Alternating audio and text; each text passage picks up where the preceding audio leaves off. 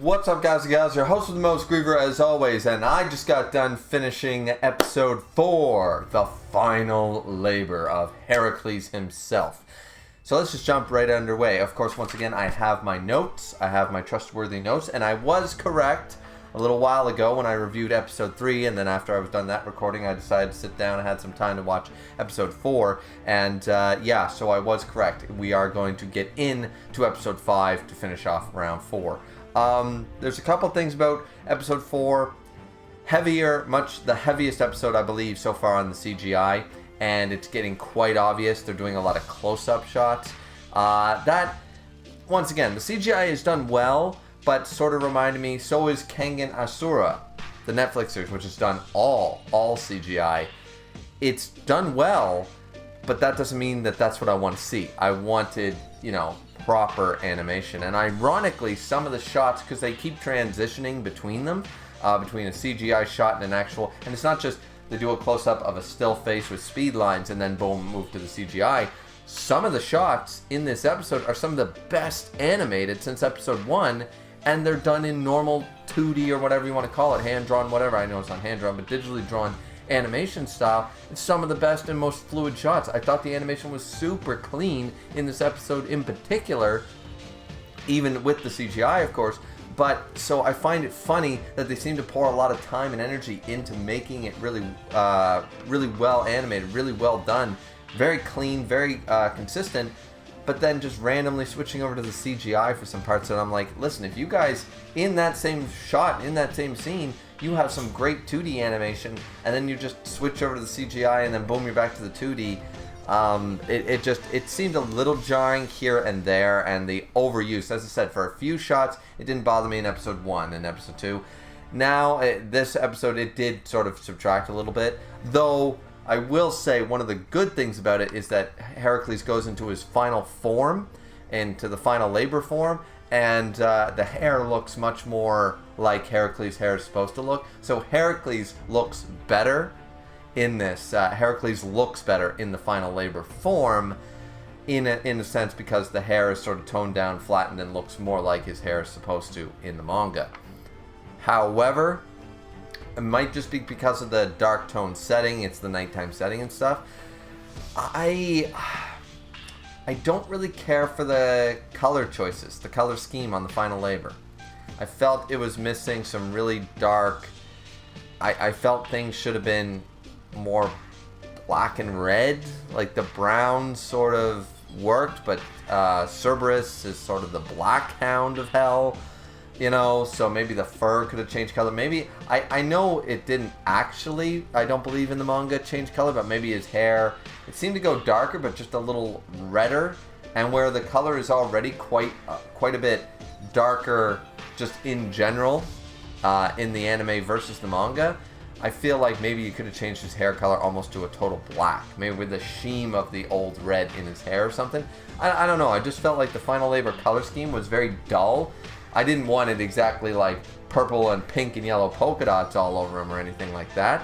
But at the same time, it just felt, here's the final labor form, and he doesn't really look that much different overall than, other than the tattoos covering him. He just didn't seem to look that much different in this episode. So a little bit of pro and con with the final labor form. They fixed the hair for the most part, but then, as I said, the color scheme was kind of like, come on, guys, take a little bit of poetic license. This is the anime. The manga made it look cool with the shading, but now it was your time to sort of really broadcast, like, the tattoos are covering, and maybe even give them a little bit of red and black into the thing or something like that. I don't know. I don't know what they should have done. Maybe change his eye color or something to really make him look more demonic, maybe more like he is combining with the Guardian, the Gate Guardian, not the Yu-Gi-Oh card, but the Gate Guardian of Hell itself, the Hound of Hades. And the Hound of Hades looked pretty badass. So it's like, So a little bit of maybe could have taken, I mean, if they took poetic license with the Super Saiyan hair before with Heracles, it's sort of like, and changing the eyebrows and changing the jawline and stuff, it's like you did that, but then you sort of faltered a little bit on the final form. So is what it is. Anne is also a very underrated character. I feel like not underrated necessarily, but we could have had a little more screen time with her because she was the one woman in the world to pity Jack. The rest of the world, the gods hate Jack, of course, and mankind doesn't even know whether to cheer for Jack. It's sort of like, really? This guy? And he's doing these underhanded moves and stuff like that, and Heracles is like our guy. It was a very emotional. This is part of why round 4 is so good. Humanity doesn't want the gods to win, but they love Heracles more than they love their own representative fighter, and Anne is the one flip to that. We don't see, of course, the mother or the father or anybody like that, but we see Anne, the one person who thought that somebody needs to take pity on the gods. Please, somebody take pity on this poor kid, on this poor little boy, because it basically saying it wasn't Jack's fault that he turned out the way he turned out, in a sense. There was circumstances surrounding as to why he turned out so bad, so twisted, right? Circumstances of upbringing and stuff. And Heracles brings that up. And basically says, so you lost and stuff like that. Once again, some of the best speeches in round 4. And I will say, I did talk about this before. Jack's voice acting in English, extremely awesome. 10 out of 10, no problem. I don't think it was the wrong voice actor. I think there were much better takes. He really is a lack of emotion and rawness to Heracles' English VA. I think the voice sounds fine for most scenes, but we really needed him to step up his game for some of these, like the speech. The speech was done very well, like animation-wise and stuff, and in Japanese, it hit. In English, it just didn't hit as much. It was the same. It was worded well, but it just didn't. There wasn't enough raw emotion behind it. It could have kept going deeper. They're this, they're that. The humans are this, that, and the other thing. But I still love mankind. Like, needed to be the best delivered line of the whole episode, the whole round, and it was mediocre. It was average, right? So thankfully the Japanese had a lot more strength behind that particular speech, because the speech itself was really good. As I said, the animation was already really clean. The Heracles speech was done really well, along with Jack's reaction to it. The whole, sir, what do you mean by that? And stuff, and just everything like, all right. So Jack's like, wait a minute, because remember, he was not happy about Heracles' you've lost. That's what it is. And it even brings up, is it a bad childhood? Was it the circumstances of where you were born, where you lived? Was it the people around you? At this point, it's irrelevant. You've turned out to this way, and now I will save you. And once again, this goes against, and I don't like these changes. Back in episode 1, it was one of my nitpicks, was Heracles' extra added lines in the English, not in the Japanese, they weren't there, but in the English, saying that this monster doesn't deserve to even draw breath and stuff like that, goes against what Heracles somehow changes his mind and says, I will save you, but nothing's changed. Jack's still a psychopath, if not now more than ever, and Heracles completely flips his opinion on the man sort of idea, which didn't exist in the manga, doesn't exist in the Japanese. It was a poor choice by whoever, the English director or whoever, changed the wording when Jack and Heracles first met in episode 1.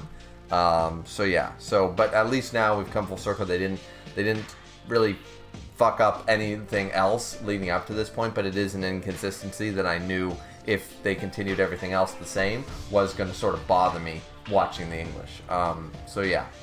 And let's see. So the final labor, I still got my notes, guys. Gotta keep the notes so we keep on track here. Final labor transformation, cool, but the color choices were meh. CGI final labor is way too obvious when used, and does bring me down that part of the fight. It really does, because they were heaviest use of CGI thus far, I think, as I already talked about. And some of the best shots. Oh, Jack's line. This in the English. So, though the English speech didn't hit as hard, the "let us perform the greatest finale," Jack's voice acting in the English. I'm sorry, it's hard for me to judge, once again, since I don't know the language, but I think the English VA for Jack is better than the Japanese one. The lines are hitting every time they're meant to, so it's sort of a trade-off. Heracles' Japanese voice actor, I think, is a better fit for Heracles and has, the better talent or the better delivery at the very least. Maybe not better talent, but just the better delivery. And Jack's English VA has the better delivery of the two versions. So definitely got that. And I think that's everything pretty much. The fight is going to end next round, of course, next round. I have noticed that even in English and in Japanese, they both pronounce him as Hercules, not Heracles. I have noticed that. But of course, that's the more popular usage. It's the Roman version rather than the Greek version, even though Heracles is, of course, a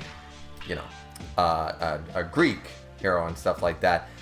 It's the Roman pronunciation with the U, not the A. Though I call him just to note, you guys, I call him Heracles because he's a Greek hero, and that's the Greek way to say. That's the way it's spelled. That's the way it's pronounced in Greek. So it's only because the Roman Empire took over and stole a lot of their stuff. Zeus and this Mars and Ares and Jupiter, and I think it's Jupiter and Zeus, and of course Neptune and Poseidon, all that stuff. So but anyways, yeah, so that's episode 4. Episode 5 is going to end the round, and I've had a couple nitpicks, you guys know, but 4 episodes in, and I'm very happy with the adaptation overall. I'd give it a solid 8 out of 10 easily. In both versions. I think the Japanese version, it's hard to pick because, as I said, because the voice acting for Jack in English is just 11 out of 10. Just keeps every single episode. I'm falling more and more in love with the delivery and the voice acting of Jack. It suits so well. It's the perfect voice choice there for Jack. So, anyways, that's it from me, guys. Like, comment, and subscribe as always. And that was the episode 4 review. We will see you back here for episode 5 review, halfway through the season already. Hope you guys are looking forward to it, because I know I am. Let's hope they really nail down episode 5. It's got some of the biggest, one of my favorite moments, a couple of my favorite moments should be in episode 5 of this whole season, if not this entire series. A couple of my favorite moments coming up. So really looking forward. I hope episode 5 delivers as strong as episode 1 did, because I still think episode 1 was the strongest episode thus far. But episodes 2, 3, and 4 still very good, very good. So we'll see you guys back here next time for episode 5. Till then, sayonara.